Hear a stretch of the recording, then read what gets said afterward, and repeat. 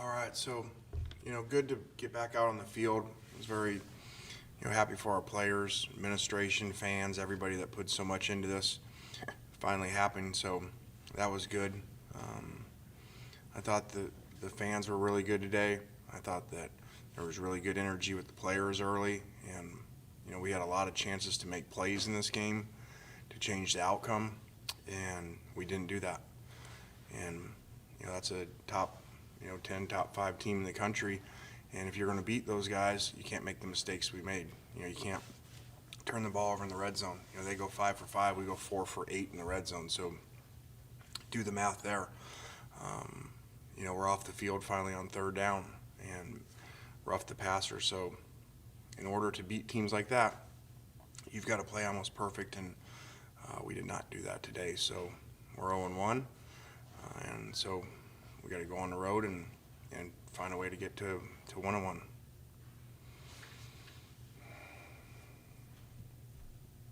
Nick, go ahead. Lane, it just seems like that connection between Matt and Elijah was really working today. What did you like about that connection in this matchup, and how have you seen that chemistry develop over this offseason? Well, I thought Elijah, was really special from looking at film last year and then getting to work with him. When I first, met him after watching, said, hey, you got to work harder than anybody in the country because, you're going to shatter the school record for most catches in a year. We've done that at every place we've been, and had he had a full schedule this year, as you saw from today, I think he would have done that. And, so it would be a lot harder, obviously, with 10 conference games and no non-conference games, but he's a special player. Unfortunate, we get the holding, another significant play, the holding call, or else he's going to score, have 11 catches for 260 or something. So, and Matt played really well, which was good because we had not played well in the passing game the last couple of scrimmages. I mean, we didn't come close to this against our service team, so it was great to see today against a team that usually people don't do that to. They're always good on defense, always give you issues, have really good players, and so there was some really good execution by those two guys.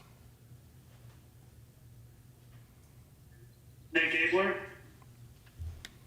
Coach, I guess the counter to that is Trask goes for 450. They have 600 yards of offense. What did he do so well? And I guess how do you guys kind of shore up that passing game on the defensive side moving forward? You got any answers? So, that was a tough one. I mean, that's about as bad as you can play in against the pass, obviously. 30 of 42, 416, 6 touchdowns, no picks. So those are video game stats. So a lot of credit to him. The tight end was unbelievable. 2 of the touchdowns he's double covered on the call. And obviously, Kyle knows what a player is, so he forces the ball to him, and they get 2 touchdowns. So a lot of credit to them. They did really good, and we did not play well.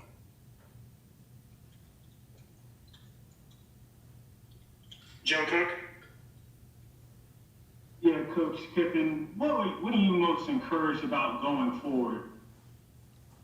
Well, I think that's obvious in this game, the offense, which had not been the case the last couple of scrimmages. The defense had played really well, so, to have output like that, over 600 yards, against what's normally a top 10 defense in the country, and, look, last year people struggled to move, even great teams struggled to move the ball against them. So that was really good to see. James? Lane, you had sparing use of Plumlee and limited use of that 2 quarterback set that you were running in the beginning of the game. What adjustments do you kind of plan to make to your quarterback rotation and that kind of 2 quarterback set we saw at the beginning for next week? Well, I think that, we probably would have seen more of John. We did that early to give them problems and make them, what we call burn chalk, so they've got to figure out, how to play every defense against that with 2 guys in, and sometimes one was the quarterback, sometimes the other one was the quarterback. So, and then with Matt playing so well and being behind, then, we kind of went solely with Matt there. But I think, had had Matt not been playing so well in the passing game and us being behind, you would have seen more of John. Parrish?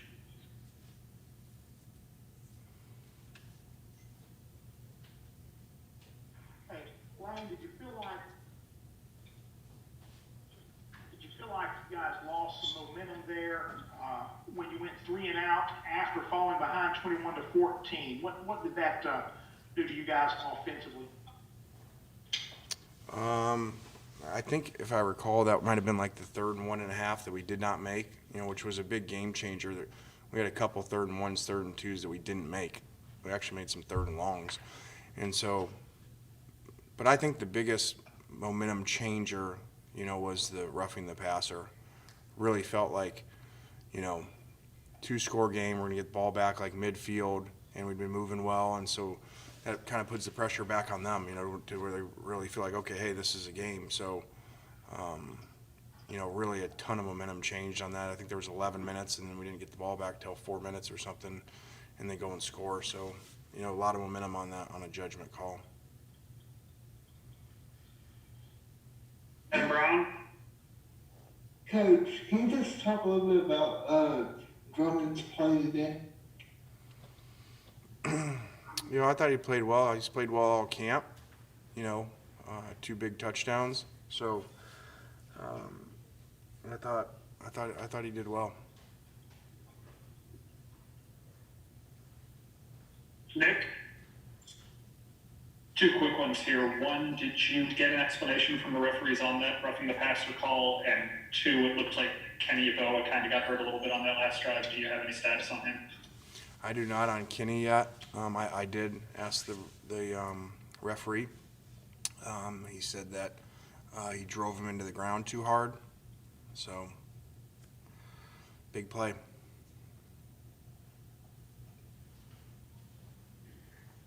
Joe?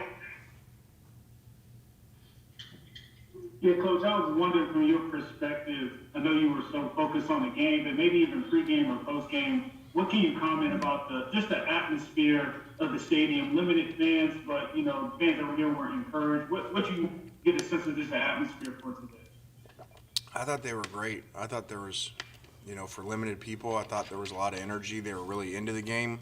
They don't like the referees very much. I noticed that. So I thought the fans were great. Nate Gabler? Coach, I guess 2 more quick ones. One, what kind of conversations went into the pregame demonstration with Coach Mullen? And then secondly, the turnover duffel bag of cash, what was that? We did have conversations, with Dan about that, and both teams were all aboard.